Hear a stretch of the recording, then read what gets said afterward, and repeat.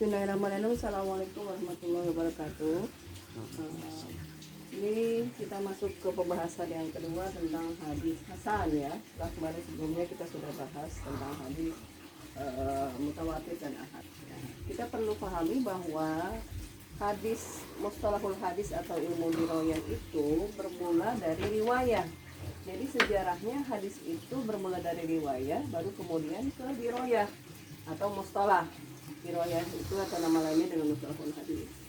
Nah, dari sekian banyak riwayat hadis yang diriwayatkan oleh dalam Bukhari, Muslim ya, kemudian Abu Dawud, termasuk juga Tirmidzi ya dalam kitab Jami'-nya ya.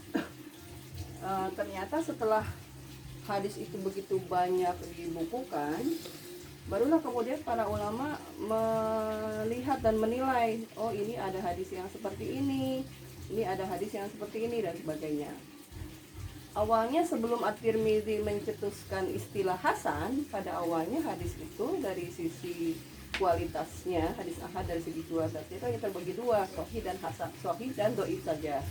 Tapi kemudian setelah At-Tirmidzi wafat 297 Hijriah, 299 Hijriah, beliau mengarang kitab Jami' As-Sahih yang sama mirip nama kitabnya dengan ya, Sahih Bukhari, tapi ternyata sahihnya beliau ini berbeda dengan sahihnya Bukhari dan Muslim. Maka kemudian akhirnya dimunculkanlah oleh beliau dengan istilah hadis hasan.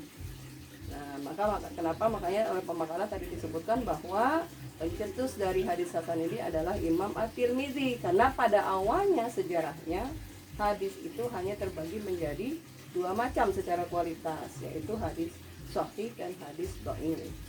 Ya, maka dimunculkanlah hadis hasan oleh Imam At-Tirmidzi yang wafat 275 Hijriah, yang kemudian beliau sebutkan namanya itu dengan hadis hasan. Maka akhirnya kemudian para ulama mencoba memberikan definisi dengan berbagai macam definisi yang mungkin kalau kita lihat di dalam kitab Taisir Mustalahil Hadis, bisa kalian buka bukunya ya, ada pengertiannya menurut Al-Khattabi. Ma'urifa makhrajuhu wastahara rijaluhu alaihi madadu aktsaril hadis wa alladhi yaqbaluhu aktsarul ulama wa ista'miluhu ammatul fuqaha. Kata Al-Khattabi, hadis hasan itu yang diketahui makhrajnya, tempat keluarnya, dan masyhur perawi-perawinya. Dan ini yang kebanyakan dipakai oleh para ahli hadis dan para ulama. Ya. Pengertian kedua, ta'rif At-Tirmidzi. Kullu hadisin yurwa la yakunu fi isnadihi man yuttaham bil kadhib wa la yakunu al-hadis syadzan wa yurwa min ghairi wajhin nahwi dzalik wa huwa indana hadis hasan. Menurut At-Tirmidzi sendiri, semua hadis yang diriwayatkan yang tidak ada dalam sanadnya orang yang tertuduh dusta dan hadisnya tidak syadz dan diriwayatkan dari selain jalur itu, maka menurut beliau ini, menurut kami di sini adalah hadis hasan. Kita pakai ta'rifnya Ibnu Hajar. Wa khabarul ahad binaqli al-tamid dhabti muttasidis sanadi wa ghairu mu'allalin wala syadzin was-sahih li dzatihi fa in khaffa ad-dhabtu fal hasanu li dzatihi. Khabar ahad yang diriwayatkan oleh orang yang adil dan sempurna daya ingatnya, dhabitnya, disambung sanadnya, tidak ada ilat dan tidak syadz, maka dia termasuk sahih li dzatihi. Tapi jika kedhabitannya berkurang, khaffa atau menurun, maka hadisnya adalah hasan li dzatihi. Aku katakan pakaan al-hasan inda Ibnu Hajar huwa sahih idza khaffa dhabtu rawihi. Aku berkata, kata si pengarang ini ya, Muhammad Tuhan, seolah-olah hadis hasan ini menurut Ibnu Hajar merupakan hadis sahih jika berkurang kedhabitan perawinya, ayqalla dhabtu, atau sedikit kedhabitannya. Wa huwa khairu ma urifa bihil hasan, dan itu adalah yang terbaik dari definisi hasan. Amma ta'riful Khattabi fa alaihi intiqadat katsira. Adapun pengertian menurut Al-Khattabi itu banyak kritikannya. Wa amma Tirmidzi faqad arafa ahadu qismail hasan wa huwa al-hasan li ghairi. Adapun pengertian Imam Tirmidzi, maka itu lebih tepatnya dikatakan sebagai hadis hasan li ghairihi. Wal aslu fi ta'rifihi an yu'arrafa al-hasan li dzatihi li anna al-hasan li ghairihi dhaif fil asli ittaqa ila martabatil hasan linjibarihi bi ta'addudi turuqihi. Adapun asal dari pengertian hasan li dzatihi itu padahal seharusnya asal dari pengertian itu adalah pengertian hasan itu adalah hasan li dzatihi. Karena hasan li ghairihi itu adalah hadis dhaif asalnya. Lalu dia naik derajatnya menjadi hadis hasan karena dibantu oleh jalur lainnya. Ta'riful Mukhtar, pengertian yang lebih dipilih oleh Mahmud At-Tahan. Wa yumkinu an yu'arrafa al-hasan bina'an ala ma abrafa bihi Ibnu Hajar bima yali wa mattasala sanaduhu bil alladhi khaffadatuhu an mislihi ila muntahahu min ghairi sujudin wala illati. Ya, menurut Mahmud At-Tahan yang lebih tepat itu pengertiannya Ibnu Hajar Al-Asqalani, yaitu sanadnya bersambung, hadis yang sanadnya bersambung diriwayatkan oleh perawi yang adil, tapi hafalannya atau kodobitannya berkurang dari asal sanad sampai ke akhirnya tanpa ada syad dan tanpa ada illat. Ya. Nah, di sini jadi kita kalau mengambil pengertiannya Ibnu Hajar Al-Asqalani dan ini yang kita sepakati dan dipakai oleh mayoritas ahli hadis, ya, ulama hadis dalam berbagai kitabnya. Matta salah sanaduhu bilaqlil alladhi khaffadatuhu an mislihi ila muntahahu min ghairi syudzin wala illatin. Mungkin kalian di semester sebelumnya sudah mempelajari tentang hadis sahih. Kriteria hadis hasan sama seperti hadis sahih, cuma di syarat yang ketiganya saja yang berbeda, yaitu di sini hafadatuhu. Jadi syarat yang pertama ittisalus sanad, bersambung sanadnya, kedua perawinya adil, ketiga perawinya kurang dobit, bukan tidak dobit ya, kurang dobit atau kedobitannya melemah, ya, kedobitannya berkurang. Ya, jadi bukan tamud topti, tidak sempurna dobitnya. Ya, kemudian tidak ada syad dan tidak ada illat. Jadi syaratnya sama dengan syarat hadis sahih kecuali syarat yang ketiga, yang di situ ada sedikit berkurang kedobitannya. Nah, tentu di sini dobit harus dilihat dari dua sisi, baik dobit kitaban maupun dobit sodron. Selama ini mungkin kita hanya melihat dobit dari sisi sodron saja, yaitu hafal secara manual. Tapi dobit secara kitaban dengan dokumentasi, ya mungkin kalian kemarin sudah pelajari tentang dobit, ya makna dobit itu apa. Ya kalau sekarang sih dokumentasi itu bisa dengan video, bisa dengan voice recorder, ya dengan macam-macam, ya dengan yang alat-alat yang canggih. Tapi kan kalau zaman dulu belum ada, jadi tentunya dokumentasi itu hanya berupa bentuk tulisan, ya itu pun juga dalam bentuk yang paling sederhana. Maka kalau untuk kondisi para ulama-ulama dulu, perawi-perawi dulu itu adalah dengan catatan, dengan tulisan, ya, suhuf dengan tulisan-tulisan, catatan-catatan. Seperti kalian punya catatan kuliah, Irma punya catatan kuliah, Tika punya catatan kuliah, Geraro punya catatan kuliah. Nah itulah catatan-catatan kuliah itulah yang menjadi bukti dobit kitaban kita. Nah sayangnya kebanyakan kita itu sudah tahu kita lemah hafalannya, mencatat pun juga malas. Nah itu penyakitnya. Ya. Jadi seharusnya kalau kita mau kelas tamud topti, ya dobitnya sempurna, maka kalau kita tahu lemah hafalannya, maka kita mengandalkan atau rajin untuk menulis. Apapun ilmu yang kita dapatkan dari guru kita dicatat dari A sampai Z. Nah, itu bukti dobit kitaban. Nah ini sayangnya seorang perawi yang termasuk dalam kategori hadis hasan ini, dia tidak termasuk dalam kategori yang tamud dobti. Dari mana kita mengetahuinya? Dari ilmu rijalil hadis, dari ilmu al-jarh wa ta'dil. Maka tadi disebutkan oleh pemakalah, ada yang kemudian disebut dengan istilah rawi yang soduk, bukan sodik ya. Soduk, bukan sodik, bukan sodik, tapi soduk.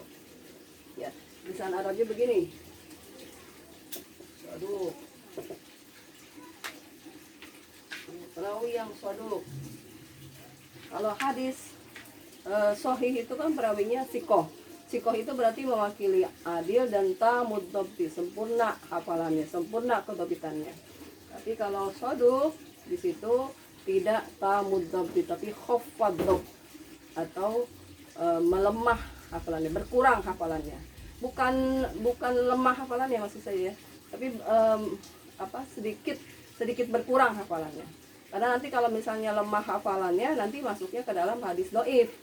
Ya, nah di sini kita perlu bedakan. Nah, jadi bukan hafalannya hilang atau lemah. Kalau hafalan hilang atau lemah, nah itu masuknya nanti dhaif. Tapi ini hafalannya berkurang, khafadatuhu atau lebih jadi tidak tam, tidak sempurna ya. Ya kalau dhabit yang sahih kan tamud dhabti. Gitu. Nah, ini pengertian dari hadis hasan. Lalu kemudian tadi sudah dijelaskan juga oleh pemakalah, hadis hasan ini sama dengan hadis sahih kedudukannya, dia sama-sama bisa dijadikan hujjah atau dalil dalam berargumen, baik itu dalam masalah akidah maupun dalam masalah hukum ya. Maka dari pengertian itu kemudian dari hasil penelusuran tadi seperti saya katakan dari riwayat ke dirayah, maka kita bisa melihat setelah diteliti ternyata hadis hasan ini ada dua macam ya, ada hasan bizatihi dan ada hasan lighairihi. Hasan lighairihi adalah yang tadi seperti dikatakan oleh Ibnu Hajar Al-Asqalani ya, yang namun sanadnya perawinya adil tapi sayangnya hafalannya berkurang, tidak ada syadz, tidak ada ilat, itu hasan lighairihi. Adapun hasan lighairihi, saya punya rumus HLG sama dengan D plus DL. Rumusnya tapi pakai bahasa Indonesia nih, yaitu hadis hasan lighairihi adalah dhaif plus jalur lain, atau hadis hasan lighairihi adalah hadis dhaif yang dibantu oleh jalur lainnya sehingga dia naik menjadi hadis hasan lighairihi. Dia menjadi hadis hasan karena dibantu lighairihi, karena dibantu oleh yang lain. Ya, kalau dia dengan hanya dia sendiri dengan hadis itu sendiri dia tetap dhaif. Tapi ketika kemudian ada jalur lain yang menguatkan hadis ini, tentu kita harus ketika bicara hadis harus kita bedakan dengan Al-Quran, karena hadis itu riwayat bil makna. Meskipun lafalnya berbeda tapi maknanya sama, itu dianggap maknanya sama sehingga dianggap isinya sama, materi hadisnya sama. Maka dia bisa menaik menjadi hadis hasan lighairihi, terbantu, terkatrol derajatnya ya karena dibantu oleh jalur lainnya. Apa yang maksud dengan jalur lainnya? Seperti tadi saya sampaikan, kita harus paham dari riwayat ke dirayah. Ada jalurnya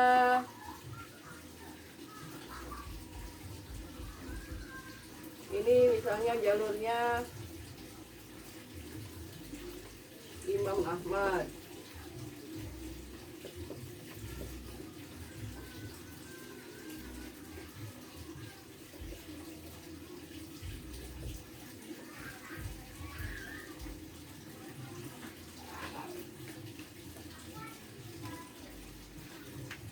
umpamanya dari jalurnya Imam Ahmad ini, sebuah hadis itu ternyata hadisnya jalur Imam Ahmad ini dhaif. Tapi kemudian ada jalurnya Imam Abu Daud yang maknanya sama meskipun redaksinya berbeda ya. Maka kemudian nah ini orang-orangnya kan beda nih, Rasulullah ke A ke B ke C. Kalau ini Rasulullah biasanya karena seringnya di sahabatnya sama, misalnya dalam kasusnya sama sahabatnya ya, dari A, dari tabiinnya ke E dan ke F. Orang yang berbeda di sanad yang kedua dan ketiganya, riwayatnya Abu Daud. Nah, di riwayat Ahmad ini hadisnya dhaif, tapi karena dibantu dengan riwayatnya Abu Daud maka dia naik menjadi hadis hasan lighairihi. Nah, itu pembagian hadis hasan bizatihi dan lighairihi. Ya. Sampai di sini mudah-mudahan bisa kalian pahami. Dan tadi sudah disebutkan contoh-contohnya ada pemakalah ya, contoh hadis hasan bizatihi dan lighairihi. Nah, untuk mengetahuinya Nah tentunya diperlukan ilmu-ilmu lainnya, yaitu ilmu rijalil hadis, ilmu al-jarh wa ta'dil, dan ilmu takhrijil hadis. Insyaallah nanti di semester yang akan datang kalian akan dapatkan ilmu itu. Kalau nanti saya ngajar akan saya bawa rihlah jalan-jalan untuk cari perawi hadis itu. Ya. Baik, itu saja barangkali pertemuan kita kali ini. Terima kasih. Assalamualaikum warahmatullahi wabarakatuh.